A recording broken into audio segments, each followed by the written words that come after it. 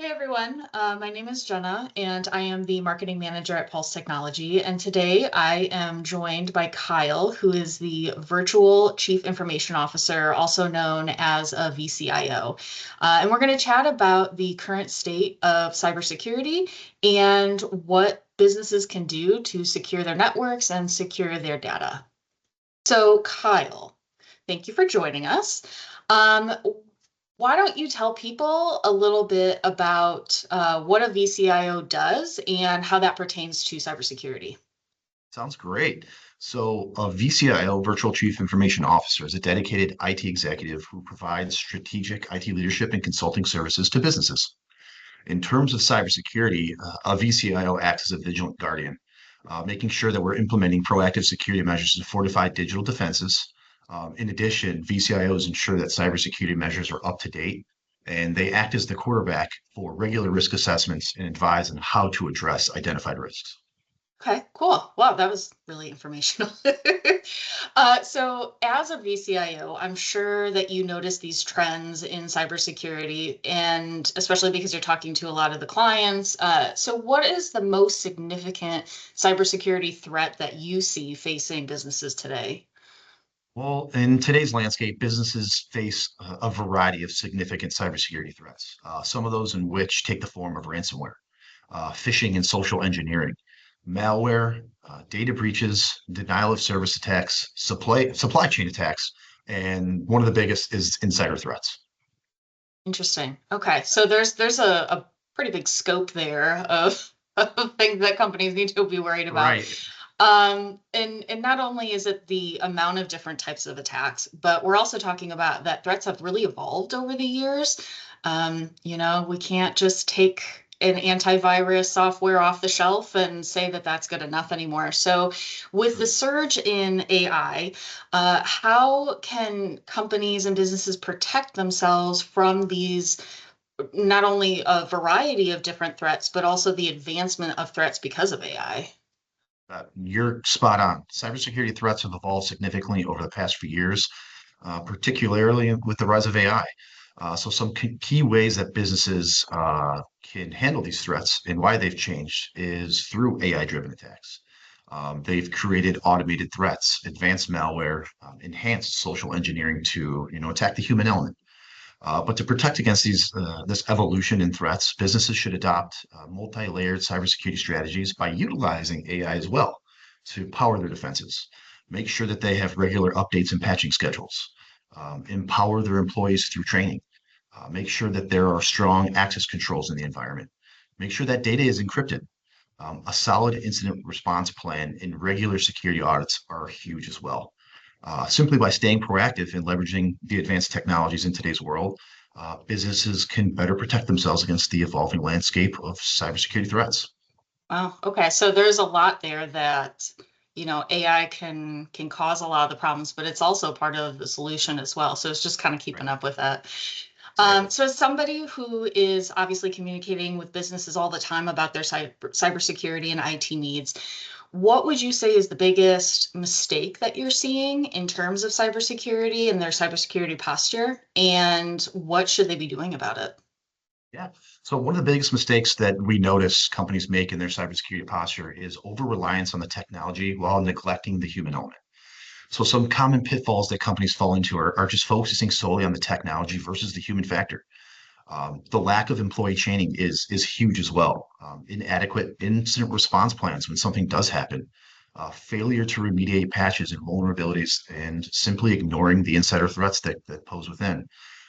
Businesses should provide comprehensive employee training at the end of the day, develop strong security cultures that's focused on the security, implement a robust incident response plan, make sure they perform the regular patching and updates and monitor and manage these insider threats. Simply by addressing these common mistakes and implementing these best practices, companies can significantly improve their cybersecurity posture and better protect themselves against evolving threats.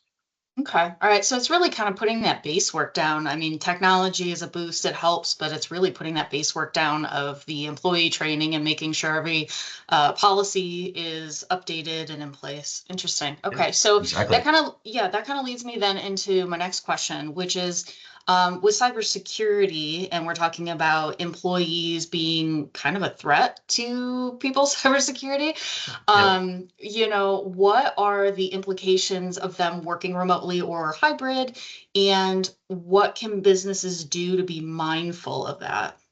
You bet. So, remote employees and remote work has definitely significantly impacted cybersecurity, introducing new challenges and considerations for businesses to take. However, some key implications are an increased attack surface. Simply put, remote workers are prime targets for phishing and social engineering because they're on most likely unsecure networks. And a lot of that also leads into the potential data protection challenges for somebody that's not inside of an office that's protected with the network. Businesses need to be mindful of the use of VPNs at the end of the day as well, because that's an open door. Ensuring that they have strong authentications in place so nobody else can, utilize that. They can ensure regular software updates are applied as well to make sure that all of the gadgets and tools that the remote workers are up to snub and are safe and secure. And at the end of the day, again, employees given proper training on what to do. And we want to make sure that we ensure endpoint security is in place, encrypting the data and making sure proper incident response plan is ready to go, just in case something does happen to a remote individual. Absolutely, absolutely. Okay, so we've touched on it the last few questions is the cybersecurity employee training. And I know in my marketing with you guys, we do a lot of talking about that because that is such a big thing. So let's dive into that just a little bit deeper. What role does employee training and awareness play in keeping an organization's network and data secure? You betcha. So employee training, at the end of the day, and the awareness of it is a crucial component of an organization's cybersecurity strategy.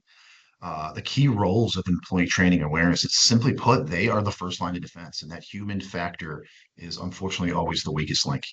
Ongoing training and routine trainings helps reduce that risk of human error. It simply creates a culture focused on security, which is excellent. Training also aids in compliance and regulation situations, in addition to adhering to a reinforced incident response plan. By investing in comprehensive and ongoing employee training, organizations can significantly enhance their cybersecurity posture and reduce the risk of data breaches and other security incidents. Interesting. So it's really kind of the um, comprehensive approach. Correct. It's looking at the tech, but it's also making sure all the policies and all that, like we said earlier, are in place. Yep. So obviously hackers are constantly evolving, and it's always that game of staying one step ahead of each other. So what would you recommend a business to do to prepare for the future of cybersecurity, whatever that may be? Yeah.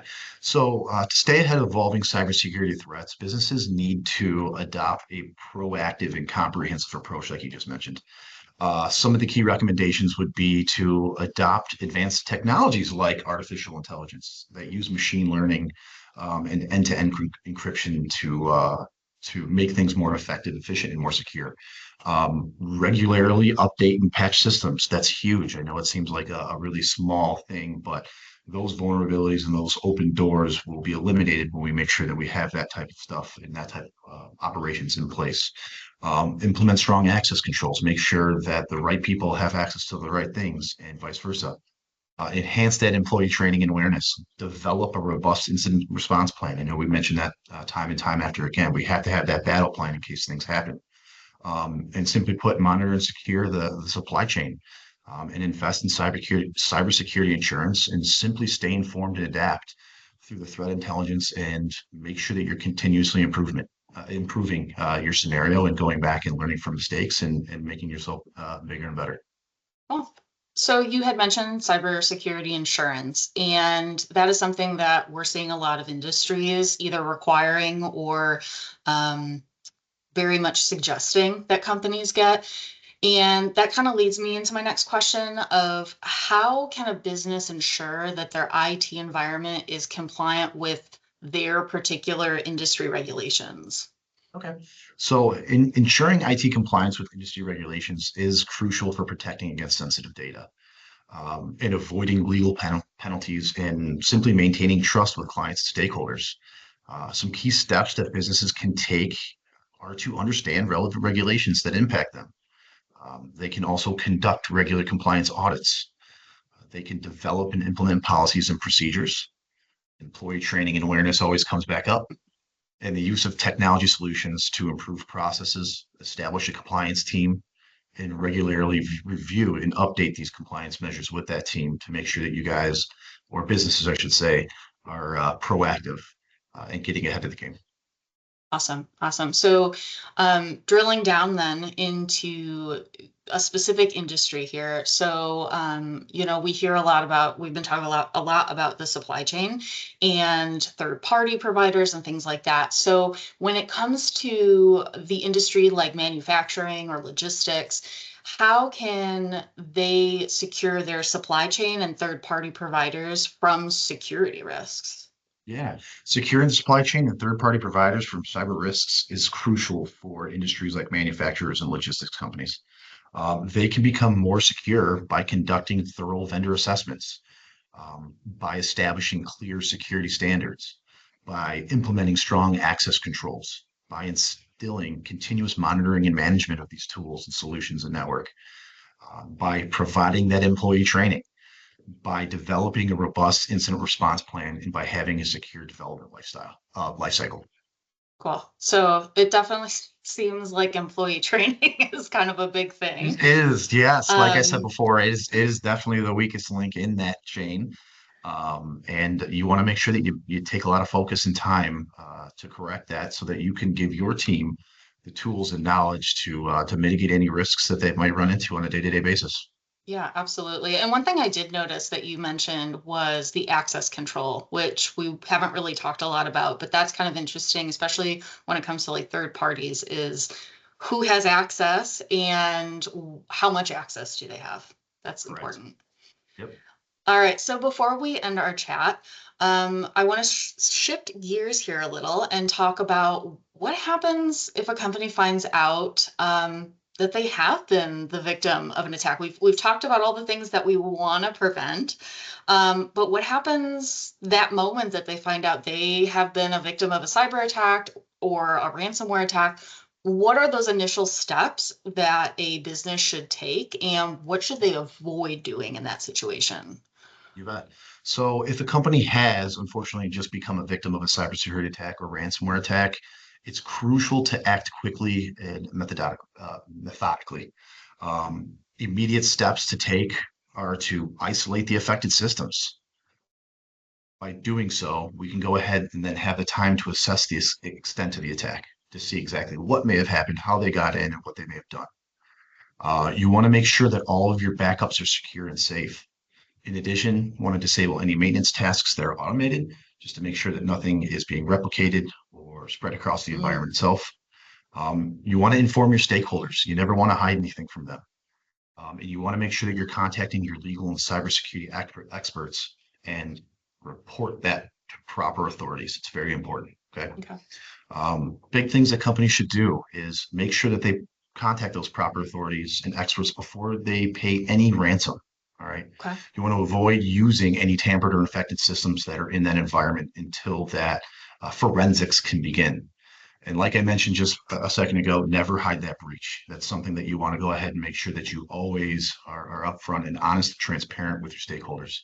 All right. So by taking these steps, a business can help mitigate the damage and pretty much set the stage for a more secure recovery. Absolutely, absolutely. And it's good to note too that the people to call if this happens would be Pulse Technology. You Yeah. would be able to help with that. Yeah, Uh, exactly. so I just want to thank you for meeting with me today, Kyle. And if someone is interested in learning more about Pulse Technology, about what they offer for cybersecurity or their IT needs, where would they go for that information? You can go get more information from visiting our website at www.pulsetechnology.com or by giving us a call at 888-357-4277.